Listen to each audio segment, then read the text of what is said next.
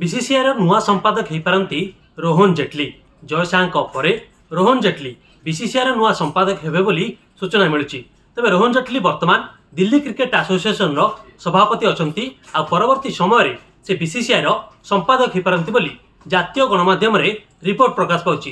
तेज आपण मैंने समस्ते जानिथिबे जय शाह जी की वर्तमान बीसीसीआई सेक्रेटरी अछंती सी परवर्ती मुहूर्त में आईसीसी चेयरमैन दौड़ में रही आउ से आईसीसी चेयरमैन हेबा भी एक प्रकार पक्का।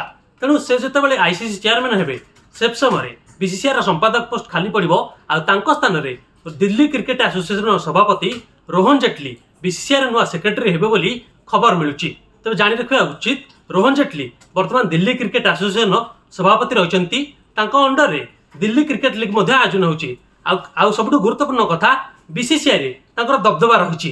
तेणु एपरी समय जय शाह स्थान में रोहन जेटली स्थान नेबे बोली खबर मिलूँ।